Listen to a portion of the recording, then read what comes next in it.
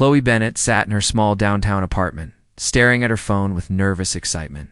The December wind rattled her windows while Christmas music played softly from her laptop. She had spent the last hour crafting the perfect message. Something bold yet playful that would finally break the ice with Ryan, the handsome personal trainer she had been admiring at her gym for weeks. Her best friend, Natalie, had helped her compose it during their lunch break. "This Christmas, you're at the top of my wish list," Chloe whispered, reading the words one final time. Her heart pounded as her finger hovered over the send button. Working as a marketing coordinator at a mid-sized consulting firm didn't leave much room for romance. But Christmas seemed like the perfect time to take a chance. She closed her eyes and pressed send. The message delivered with a soft whoosh. Chloe set her phone down and grabbed her mug of hot cocoa, feeling a mix of excitement and terror. Her apartment was modest but cozy, decorated with second-hand ornaments and a small artificial tree she had owned since college. The fairy lights she had strung across her bookshelf cast a warm glow across the room. Her phone buzzed almost immediately. Chloe's stomach flipped as she reached for it, expecting a surprised but happy response from Ryan. Instead, her blood ran cold as she read the reply from a different number. "Interesting. I don't typically receive such forward messages. Should I be flattered or concerned? Who is this?" The mistake of a lifetime. Chloe's hands trembled as she scrolled up to check the contact name. Her face went pale. The message hadn't gone to Ryan at all. It had gone to Julian Hawthorne, her boss. The CEO of the entire company? Panic seized her chest. Julian Hawthorne was a man she only saw during quarterly meetings and company announcements. He was always impeccably dressed, impossibly confident, and rumored to be worth billions through his family's investment empire. She had saved his number months ago when he sent a company-wide text about the holiday bonus, but she never imagined she would accidentally message him. Her fingers flew across the keyboard. "I'm so sorry, Mr. Hawthorne. That message was meant for someone else. Please disregard it completely." The 3 dots indicating he was typing appeared almost instantly. "Too late. You've captured my attention. Tell me, mysterious wish list maker, what makes someone worthy of such a declaration?" Chloe groaned, burying her face in her hands. This was a disaster. She should block the number and start looking for a new job immediately. But something about his response didn't sound angry or offended. He seemed amused.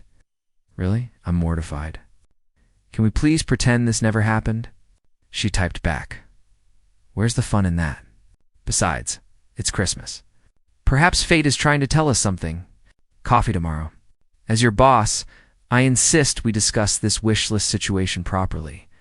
Chloe stared at the message in disbelief. Was Julian Hawthorne actually asking her out based on an accidentally sent text? This was insane. Every professional instinct screamed at her to decline politely and maintain appropriate boundaries. "I don't think meeting outside of work is appropriate, Mr. Hawthorne," she responded carefully. "It's Julian, and technically, you initiated contact. I'm simply following up on employee communications. Thornhill Cafe at 2 tomorrow. Consider it a Christmas gesture of goodwill." The meeting that changed everything the next afternoon. Chloe arrived at Thornhill Cafe 15 minutes early, her nerves making it impossible to wait at home. She had changed outfits 4 times before settling on a burgundy sweater and dark jeans.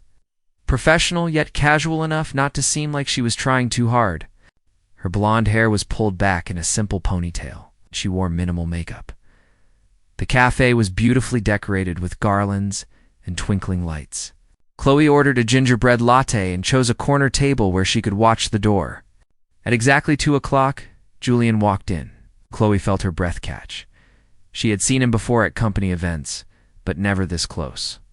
He was tall, easily over 6 feet, with dark brown hair styled perfectly and sharp hazel eyes that seemed to take in everything at once. He wore a tailored navy coat over a gray sweater that probably cost more than her monthly rent. But it was his smile, warm and genuine, that made her heart skip. Their eyes met across the cafe, and recognition lit up his expression. He walked toward her with confident, measured steps. "Chloe Bennett," he said, his voice deep and smooth. I finally get to meet the woman brave enough to put me on her wish list. Chloe felt her cheeks flush. I'm so sorry about that. It was meant for someone else entirely. Julian removed his coat and sat down across from her, signaling the server for a black coffee. So I gathered. Tell me about this lucky person who was supposed to receive your Christmas declaration. Do we really have to discuss that? Chloe asked, embarrassment flooding through her. Absolutely. This is the most interesting thing that's happened to me all month. The unexpected connection. Chloe sighed, unable to suppress a small smile. His name is Ryan. He's a personal trainer at my gym. I've been trying to work up the courage to talk to him for months, and texting seemed less terrifying than approaching him in person. Julian raised an eyebrow, his expression thoughtful. A text message for a romantic overture. Bold strategy. It seemed romantic when my friend suggested it. Chloe defended. Now it just seems ridiculous. It is romantic, Julian said, his tone sincere. It just ended up reaching a different recipient. Though I must say, I'm glad for the mix-up. Chloe looked at him carefully, searching for any sign he was mocking her. All she saw was genuine interest.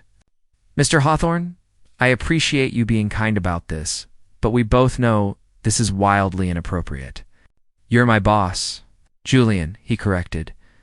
And technically, I'm several levels above your direct supervisor, so HR guidelines are somewhat flexible. But if it makes you uncomfortable, we can keep this entirely casual. Just two people having coffee during the holidays. For the next hour they talked. Chloe found herself relaxing as Julian asked about her work, her interests, and her life outside the office. He listened intently when she described her passion for vintage, book collecting, and her dream of someday opening a small bookstore. He shared stories about his travels, his love of architecture, the pressure of managing a billion-dollar company at 30-2. What surprised Chloe most was how normal he seemed. Despite his obvious wealth and power, Julian didn't make her feel small or insignificant. He laughed at her jokes, asked thoughtful questions, and treated her like an equal. I should probably go, Chloe said reluctantly, as the cafe began to empty. I have an early morning presentation tomorrow. Julian stood and helped her into her coat. Can I see you again? Outside of work? Chloe hesitated. This had been wonderful, but the reality of their situation was impossible to ignore. I don't think that's wise. We work together, and our lives are completely different. Different doesn't mean incompatible, Julian said softly. Give me one more chance. One dinner, somewhere normal and casual. If you still think we're too different, I'll respect that, and we'll keep things strictly professional. Chloe studied his face, looking for any sign of manipulation or game playing. All she saw was hope and sincerity. One dinner, she agreed, but somewhere truly normal. No fancy restaurants or anything that costs more than $20 per entree. Julian's smile was radiant. Deal. How about Giuseppe's Pizza on 5th Street? Best pepperoni in the city? You know Giuseppe's? Chloe asked, surprised. I grew up 2 blocks from there. It's where I had my first job washing dishes when I was 16. As Julian walked her to her car, Chloe couldn't shake the feeling that her carefully planned life had just taken an unexpected turn. She had sent a flirty message to the wrong person and somehow ended up having coffee with her billionaire boss, who made her laugh and didn't make her feel inferior.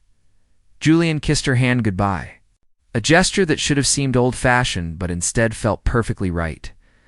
As Chloe drove home, she allowed herself to believe that maybe this Christmas was going to be more magical than she had ever imagined.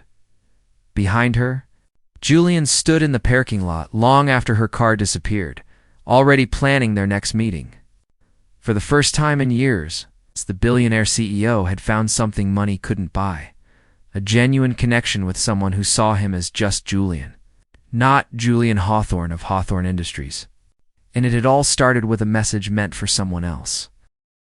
3 days later, Chloe found herself walking through the downtown Christmas market with Julian by her side.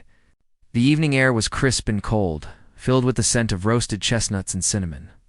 Strings of lights crisscrossed overhead, creating a canopy of stars above the wooden vendor stalls. Children laughed as they chased each other between the booths while carolers sang traditional hymns near the central fountain, Julian had suggested. The market after their pizza dinner at Giuseppe's had stretched into 3 hours of easy conversation. Tonight, he looked different from the polished CEO she knew from the office. He wore a simple black peacoat, jeans, and a dark green scarf that brought out the flecks of gold in his hazel eyes. Without the expensive suits and corporate armor, he looked younger, more approachable. "I haven't been to the Christmas market in years," Julian admitted as they stopped at a booth selling handmade ornaments. "My schedule usually doesn't allow for things like this." Chloe picked up a delicate glass snowflake, watching it catch the light. "That's sad. This is my favorite part of the holidays. The decorations, the music, the feeling that anything is possible." Julian watched her examine the ornament with a soft smile. "You see magic where most people just see commerce. I like that about you. Someone has to balance out all the cynical billionaires in the world," Chloe teased, carefully placing the snowflake back on its display. "That one caught your eye," Julian observed. "Let me get it for you." "You don't have to do that," Chloe protested. But Julian had already handed the vendor a bill and collected the carefully wrapped ornament. "Consider it a thank you for showing me what I've been missing," he said, pressing the small package into her hands. "Besides, it's only $15. "Well, within the budget you established." They continued through the market, stopping to sample hot apple cider and watch a street performer juggle flaming torches. Julian bought them both bags of candied pecans, and they found a bench near the ice sculpture display to sit and talk. "Tell me something nobody else knows about you," Chloe said. Pulling her coat tighter against the cold, Julian was quiet for a moment, his expression thoughtful. "I hate being a CEO. I mean, I'm good at it. And I understand the responsibility, but it's not what I wanted for my life." Chloe turned to look at him, surprised by the honesty in his voice. "What did you want?" "Architecture. I wanted to design buildings, create spaces that made people feel something. But my father had other plans. Hawthorne men run Hawthorne Industries. It's been that way for 4 generations." "That sounds lonely," Chloe said softly. "Living someone else's dream?" "It is," Julian admitted. "But then a beautiful woman accidentally texts me her Christmas wish. And suddenly, the life I've been living doesn't feel quite so suffocating." Chloe felt warmth spread through her chest despite the cold air. "I'm not that special, Julian. I'm just an ordinary person who made a mistake." "You're wrong," Julian said, turning to face her fully. "You're extraordinary because you don't see yourself that way. You're genuine and kind and creative. You love vintage books and Christmas markets. You work hard at a job you care about without expecting recognition. That's rare in my world. That's everything." The unwelcome interruption before Chloe could respond, a sharp voice cut through the moment like ice. "Oh yeah, Julian Hawthorne." "I never thought I would see you at something as common as a public Christmas market." They both turned to see a tall, striking woman approaching them. She had long auburn hair styled in perfect waves, flawless makeup despite the cold, and wore a white fur coat that probably cost more than Chloe's car. Her green eyes were cold as they swept over Chloe with barely concealed disdain. "Victoria," Julian said, and Chloe heard the tension enter his voice. "What are you doing here?" "Shopping for charity donations, obviously," Victoria said. Her tone suggesting shopping at a public market was beneath her. "The foundation always needs handmade items for the annual gala. Though I must say, I'm surprised to find you here, slumming it with the common folk."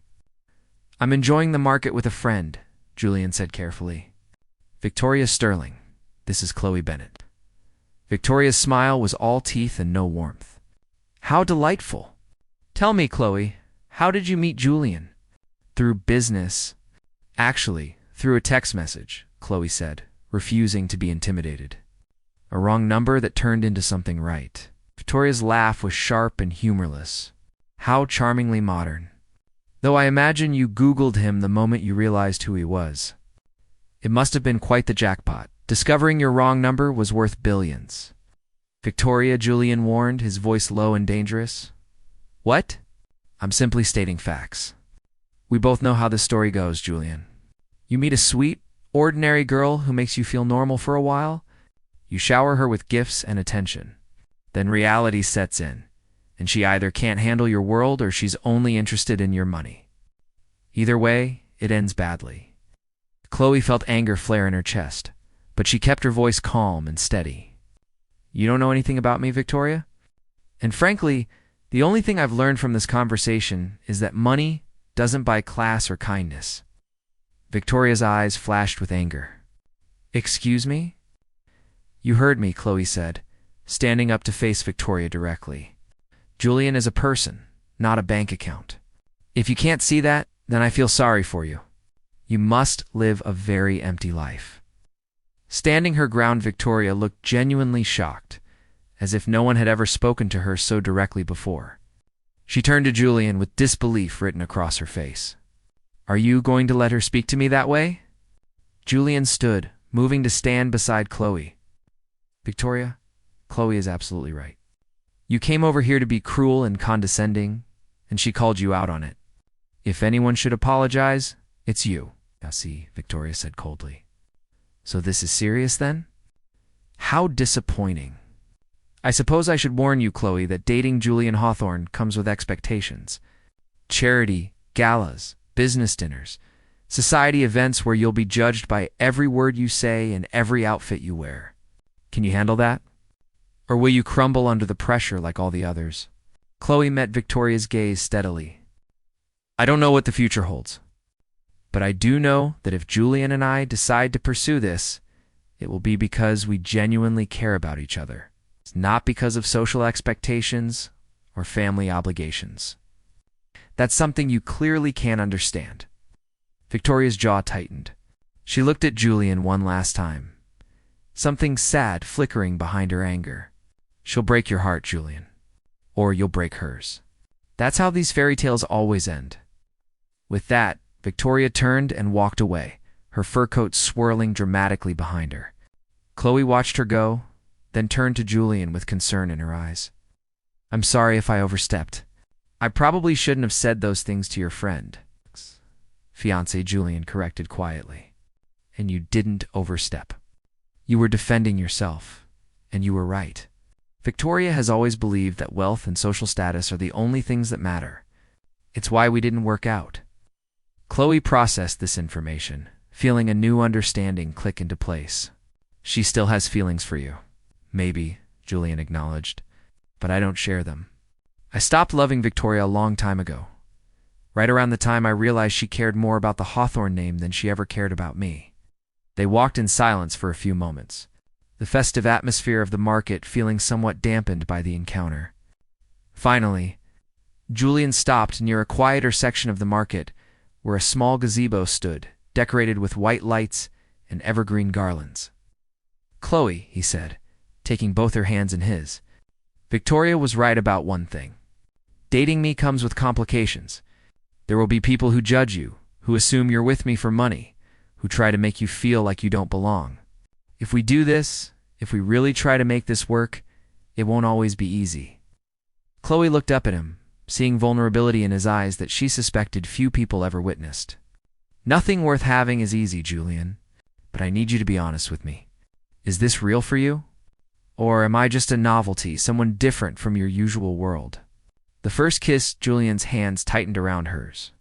You're the most real thing I've felt in years, Chloe, when I'm with you. I'm not Julian Hawthorne, CEO and heir to a fortune.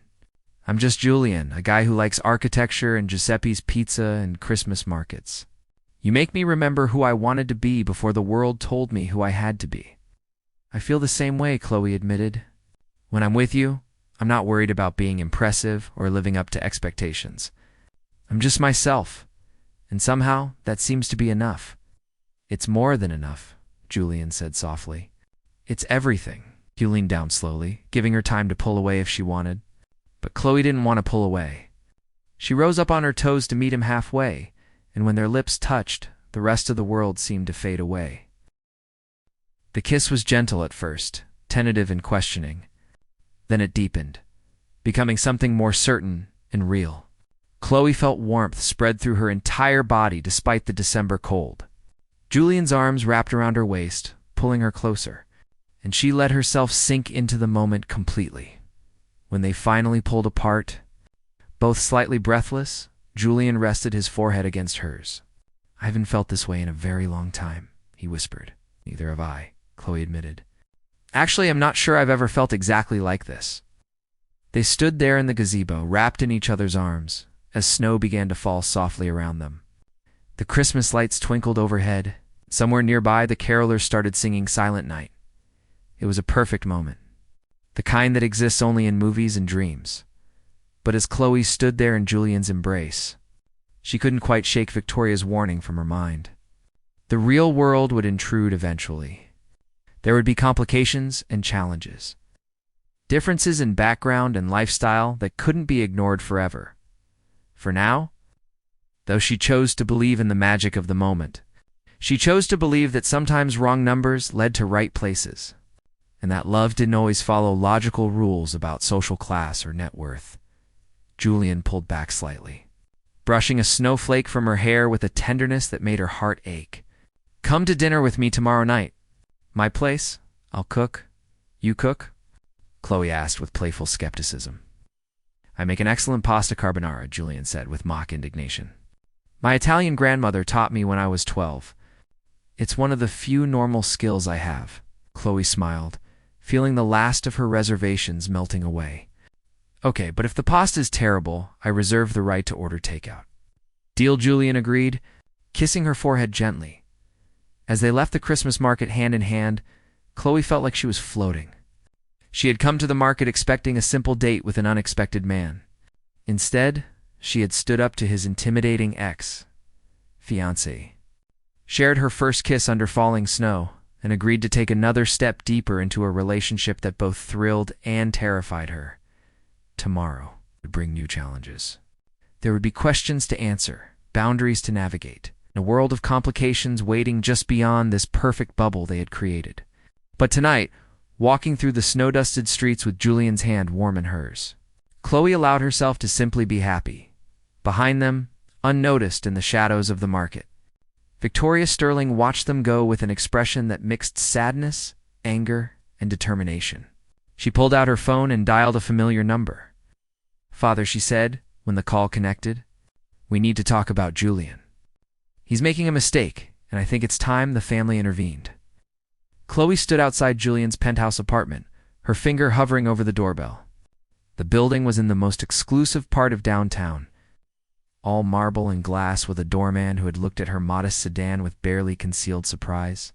She clutched a bottle of wine she had agonized over at the store for 20 minutes, hoping it was appropriate but not too expensive. Before she could press the button, the door swung open. Julian stood there in dark jeans and a charcoal sweater, his feet bare and his hair slightly messy in a way that made him look approachable and real. His smile was warm and genuine.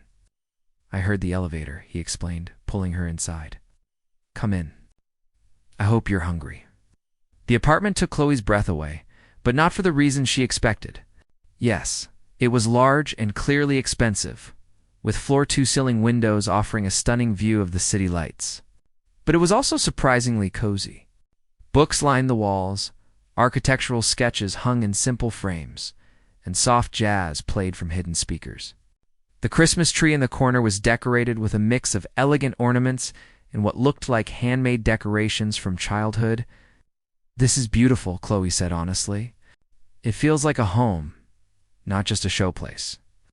Julian looked pleased as he took her coat. "That means a lot. Most people comment on the view or the square footage. You're the first person to say it feels like home."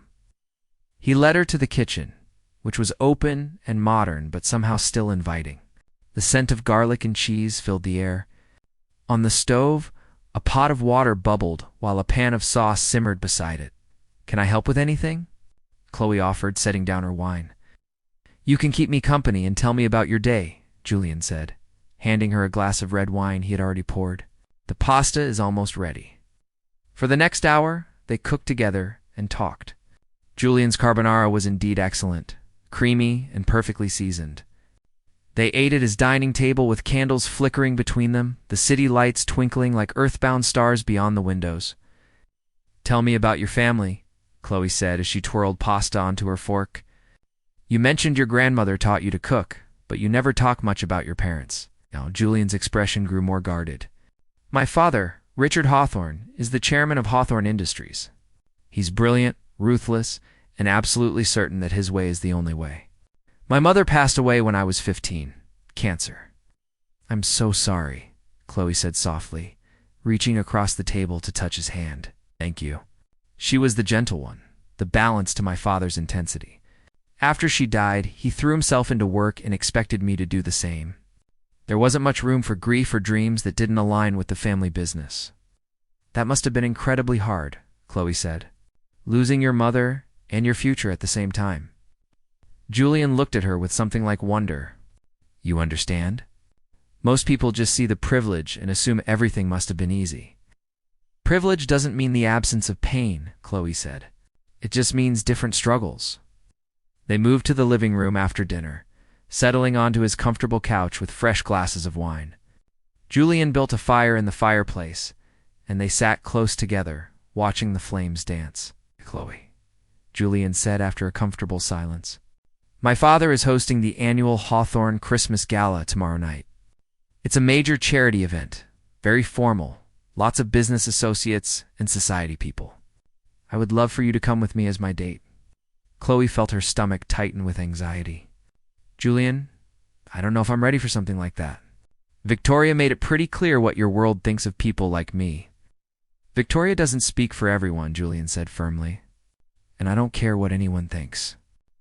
I want you there because you make me happy, and I want to spend the evening with you. Plus, it's for a good cause. The gala raises money for children's hospitals. Chloe bit her lip, torn between her growing feelings for Julian and her fear of being completely out of her depth. I don't even have anything appropriate to wear to a Billionaire's charity gala. That's easily solved, Julian said. I have a personal shopper who can help you find something perfect. My treat, Julian. I can't let you buy me an expensive dress. Why not? I'm inviting you to a formal event. It's only fair that I help you prepare. Besides, I want to do this. Please let me. The next morning, Chloe found herself in an exclusive boutique with Julian's personal shopper, a stylish woman named Patricia who treated her with warmth and respect. They tried on dress after dress until Chloe finally found the one, a deep emerald green gown that hugged her curves elegantly and made her feel like a princess. Patricia also arranged for hair and makeup. And by the time Julian picked her up that evening, Chloe barely recognized herself. Her blonde hair was swept up in an elegant updo. Her makeup was flawless but natural, and the dress made her look like she belonged in Julian's world.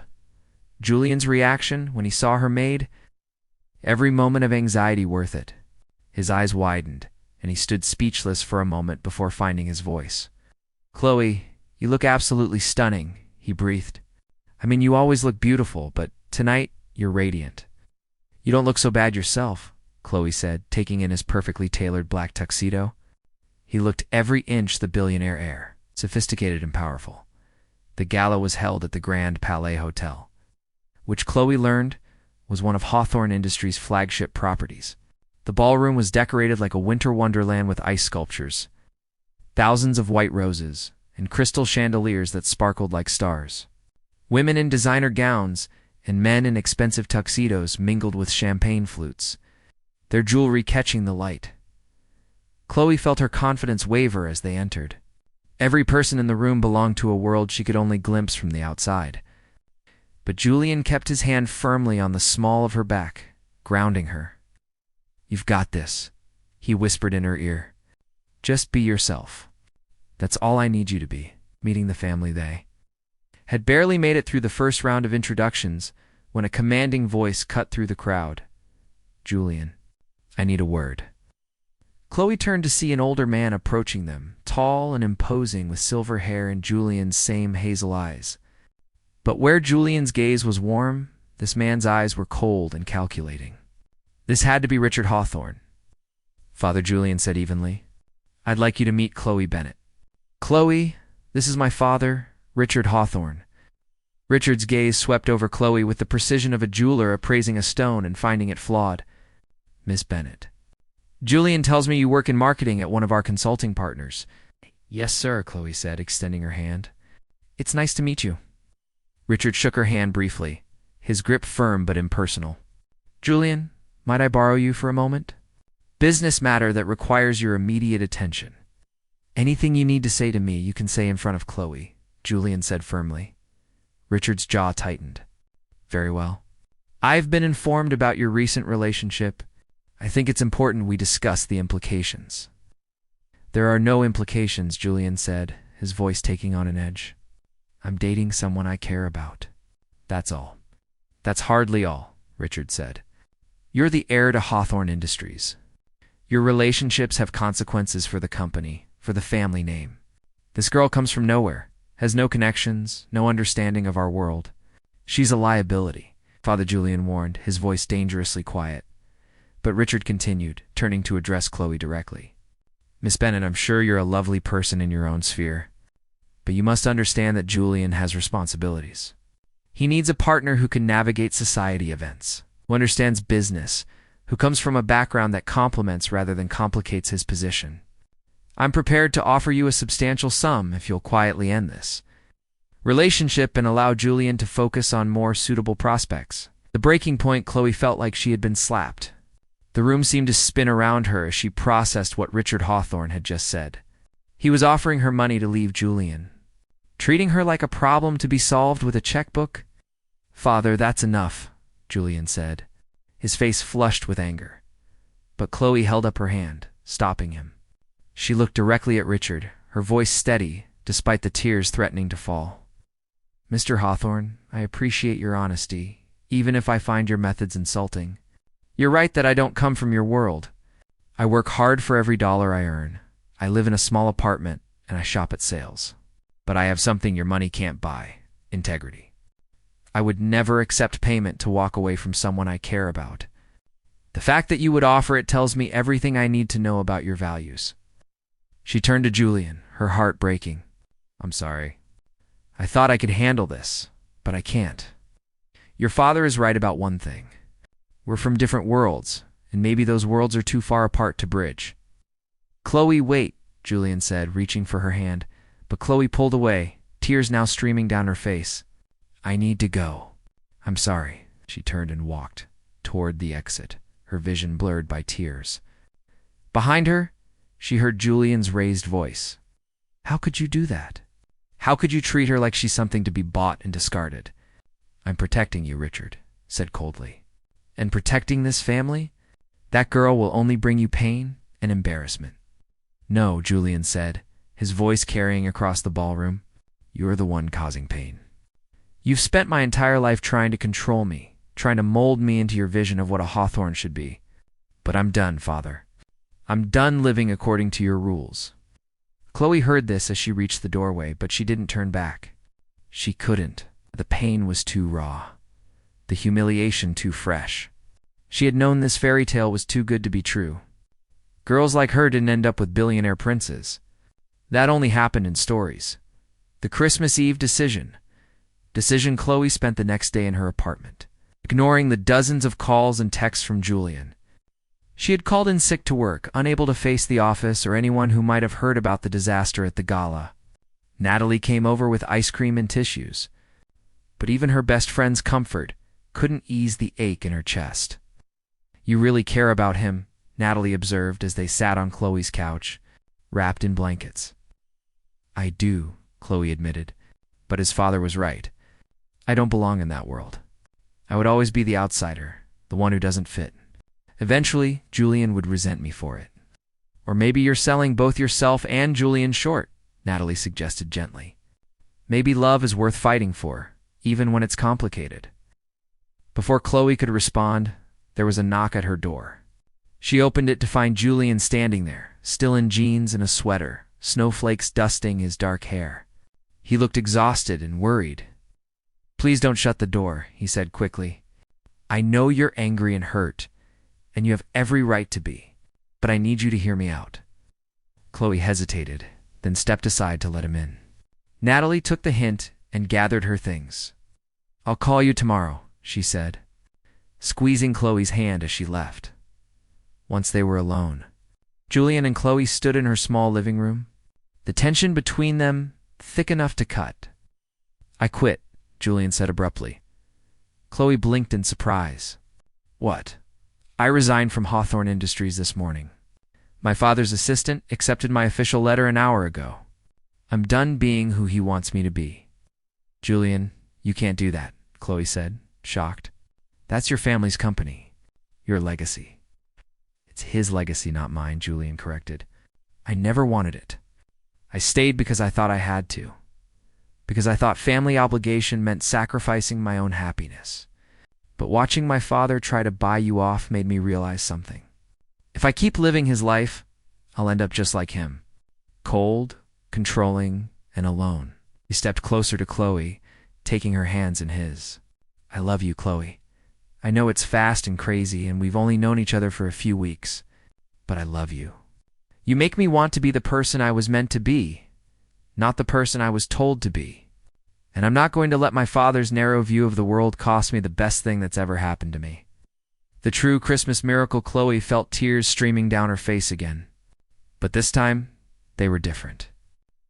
I love you too, she whispered. But I don't want you to give up your life for me. That's too much pressure, too much responsibility. You're not taking anything from me, Julian said firmly. You're giving me my life back. I've already contacted an architecture firm about a junior position. It doesn't pay anywhere near what I was making, but I don't care. I want to build things, create things, live a life that matters to me. What about your father? He'll come around eventually. Or he won't. Either way, I'm making this choice for myself, not because of him, and not even entirely because of you. You just helped me remember who I wanted to be. Chloe looked up at this man who had walked into her life through an accidental text message and somehow changed everything. He was willing to give up billions, to walk away from family expectations, to start over in a career he actually wanted. Not because she asked him to, but because she had helped him find the courage to choose his own path. So what happens now? She asked softly. Julian smiled, brushing a tear from her cheek with his thumb. Now we figure it out together. No pressure, no expectations, just two people who care about each other trying to build something real. I'm going to work as an architect. You'll keep managing your marketing projects. We'll live in the real world, with real problems and real solutions. That sounds perfect, Chloe said, rising up on her toes to kiss him. The kiss was sweet and full of promise. When they pulled apart, Julian rested his forehead against hers. It's Christmas Eve, he said. Spend it with me. Nothing fancy. Just us. We can order takeout, watch Christmas movies, and pretend the rest of the world doesn't exist for a while. I can't think of anything I'd rather do, Chloe agreed. They spent that evening exactly as Julian suggested. They ordered Chinese food, watched classic Christmas movies on Chloe's small television, and fell asleep on her couch wrapped in each other's arms. There were no expensive gifts. No grand gestures. Just two people choosing to be together, despite every logical reason they shouldn't work. Epilogue. 6 months later, Chloe stood in the doorway of Julian's new apartment, watching him sketch at his drafting table. It was a modest place compared to his penthouse, a 2-bedroom in a nice but not exclusive neighborhood. The walls were covered with his architectural drawings, and model buildings sat on every available surface. He had been working at Morrison Architecture for 4 months now, starting as a junior designer, but already making a name for himself with his innovative ideas. He was happier than Chloe had ever seen him, lit up from within by work that mattered to him.